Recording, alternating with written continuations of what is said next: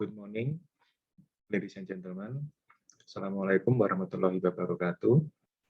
My name is Arif Hargono, and on the behalf of my team, Pak Febi Dwi Rahmadi, Bu Kurnia Dwi Artanti, and Bu Erni Astuti, we are from Faculty of Public Health, Universitas Airlangga. We would like to present the result of our research. The title is The Impact of Risk Communication on Community Resilience During the COVID-19 Pandemic. And the background of our research, we know that the SARS-CoV has impacted more than 100 million people and caused the death of more than 1 million worldwide. And in Indonesia, the number of cases is more than 1 million cases, with more than 900 deaths from all of the provinces in Indonesia. And in this situation, there is a lot of information regarding of the COVID-19 from the various sources, and the public has the choices in determining the information to be received. The amount of information circulating has the potential to conflict with each other. And the COVID-19 pandemic has a major impact on society and can be impact to the first platform, including the community resilience.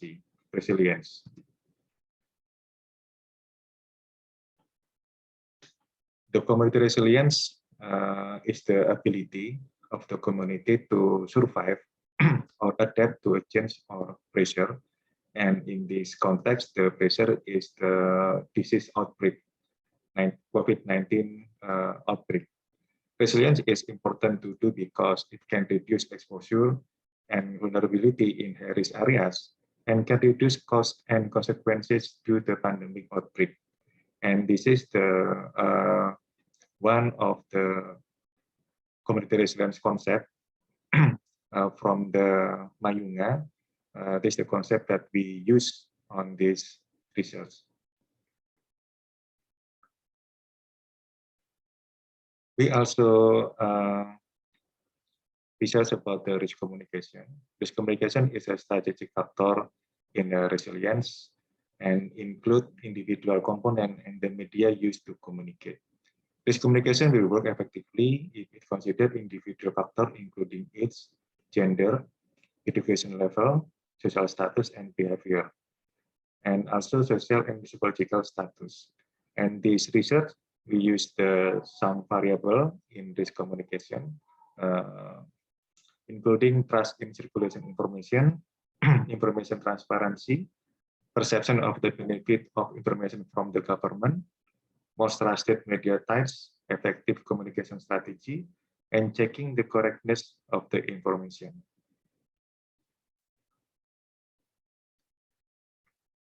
And the research purposes of our research is to analyze the relationship of variables that support this communication, including trust in circulating information, information transparency, perception of the benefit of information from the government, effective communication, strategies, and information validity with community resilience.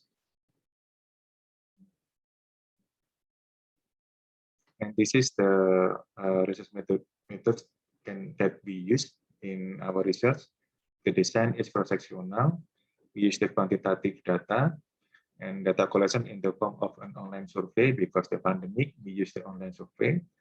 Research respondents are people who are affordable and willing to fill out the survey. The research was carried out in May until December 2020, with the research location being in territory of Indonesia. The research has faced the ethical test from the ethics committee from the Faculty of Public Health, Universitas Airlangga.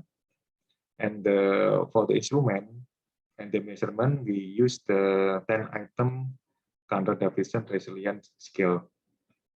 And the Kandler Davidson is one of the instrument is many used by the many research. So we use this instrument to be used for this research. And this is the result of the research. The characteristic of respondent, most of our respondent is female, and the mean of the age is 33, and education status is the college. So most of our respondent already have the high educational status, and also as an employee. This is the result about the risk communication, the variable of the risk communication. In this table, we can see that most of the respondents already believe about the information already spread out in the community. And about the information transparency, most of our respondents say that the transparency of the information is bad. And about the perception of the benefit of information from the government, most of the respondents, they agree. And for the most trusted media type is from the health staff. It can be a doctor, midwife, or nurse. And regarding to effective communication strategy, most of our respondents say that they get the information from the website, and most of the respondents already checking information correctly. So they're always, often and always checking information. And this is the result about the resilience status. Most of our respondents regarding to Cantor-Davidson scale, they have the high resilience status. And if we analyze good adjusted ratio of risk communication factor with resilience status, information transparency has the significant number. So information transparency is one of the important thing to risk communication related to resilience status. So from the result of our research, the government policy that are convened need to be conveyed in various types of media in an attractive way. Transparency of information is a component in risk communication to increase public trust in the government, especially in the policy message conveyed. Transparency will not work if the community is not involved in effort to measure improvement. Then the effectiveness of transparency also need to be supported by good public communication practices. So information transparency is able to create effective information delivery in social policy so as to reduce information gaps. Information transparency contributes substantially to making this communication more acceptable to the public. Transparency of information is a source of information, especially the government, in generating public confidence in the information submitted. And from this research, we also give the recommendation. Validity is one of the data transparency effort that can increase public confidence in the policy issued by the government. Health workers are the closest component to the community as information reference, so that the debriefing for them continues to carry out regularly and periodically so that they have good knowledge, attitude, and practice about the pandemic. The government official website become a reference for information seeking by the public, so it needs to be managed properly to the good, correct, and fast information content.